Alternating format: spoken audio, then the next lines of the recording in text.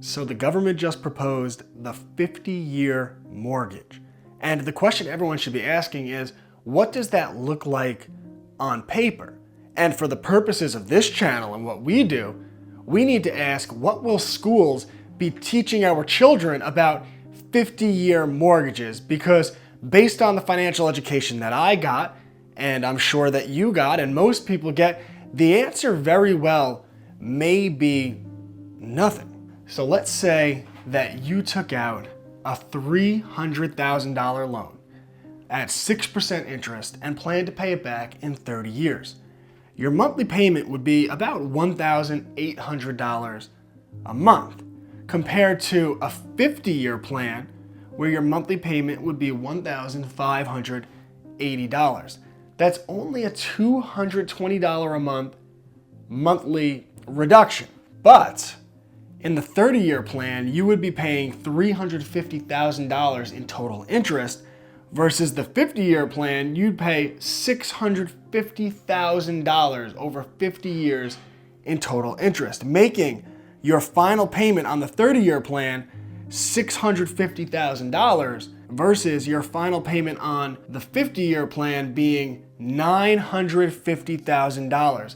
That is a $300,000 increase in the final payment when you're only getting a $220 a month reduction in your monthly costs. So what will our children be taught about all of this in school? Well, the sad reality is that public schools only offer one class on money called 12th grade economics. And while they teach microeconomics and macroeconomics, basically supply and demand economic theory, which basically covers laissez-faire capitalism, then the school system frames capitalism as being insufficient, and then it teaches Keynesian economics and pushes that on the students, which makes sense because if you have a government schooling program, they're going to push the economic system that involves the government being able to extract more and more money from the tax population, us, but that's a talk for another day.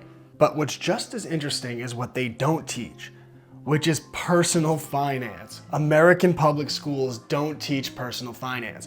They don't teach about interest, about debt, how mortgages work, about bankruptcy law and college loans being the only form of unforgivable debt, about banking, about credit and how it works and how it could be used to their advantage, and they don't teach about investing. Public schools don't teach personal finance, which anyone with common sense would think should be standard. That it should be one of the core subjects that every child is learning, because no matter who you are, no matter where you live, no matter what you want out of life, your personal finances are going to play a big role in your ability to do that and your ability to be a free and independent person. Yet they don't teach personal finance in American public schools, and I think that should tell us a lot about what the system is and the purpose behind the system. Yet, as they don't teach personal finance, virtually every teacher from 1st to 12th grade tells young people that if you don't go to college, you're going to be a loser. So young people turn 18 years old, and what do? They sign on the dotted line for $100,000 or more of the only form of unforgivable debt in the United States of America, which is college loans. And by the time young people figure out what has actually happened in their life and how finances work, many of them find themselves in college debt with a massive mortgage and car payments. And the result is a young person, a young adult, who feels that they have been trapped by debt.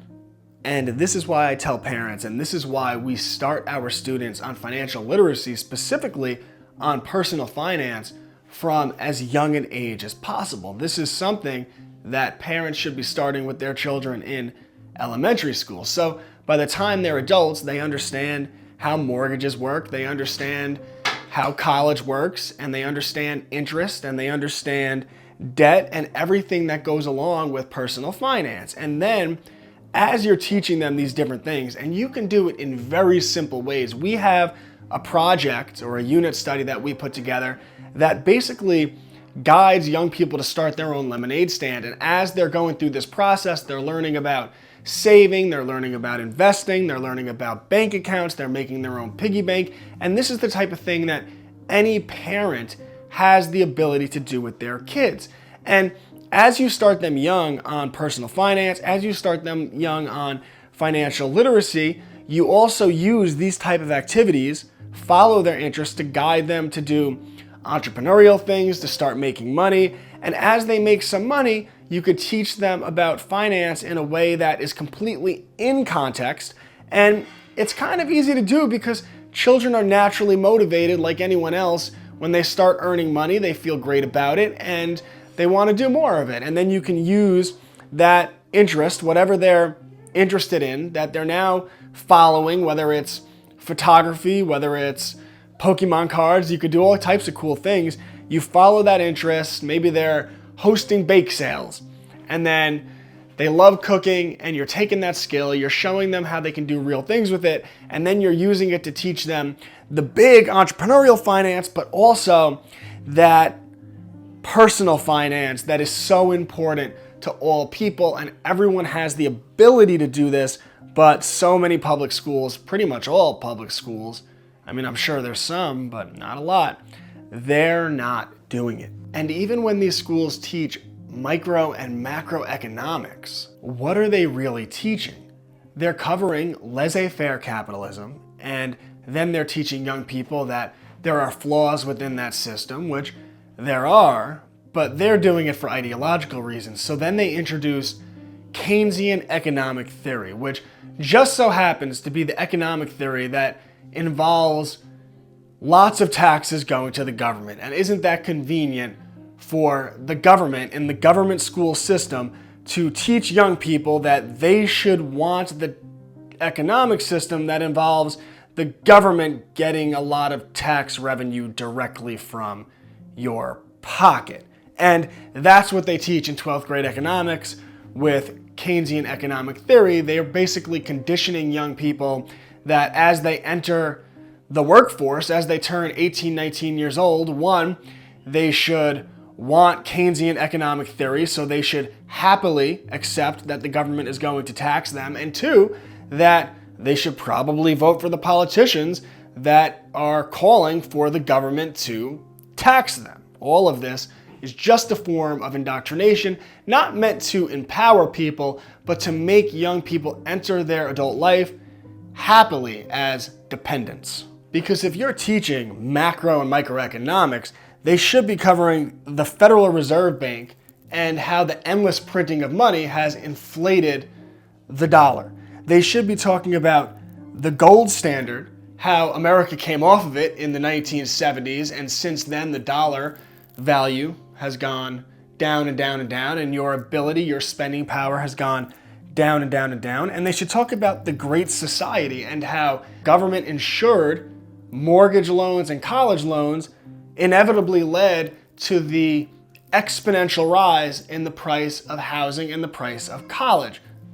But of course, young people aren't being taught any of this because these are the systems that the government puts in place that puts the government at the center of the world and keeps the government as powerful as it could possibly be. So what would you expect from a government school? What would you expect from Caesar's school other than for Caesar to teach young people to want to be Romans? But we can do so much better for our kids, and it starts with teaching them real financial literacy so that they could grow up and be free and independent adults, because ultimately that's what we all want for our kids. And the beautiful thing is you could do it all on your own, but if you want help, that's what I love to do. Help parents produce free and independent young adults, and you could check out what I do at www.classicallearner.com. That's www.classicallearner.com.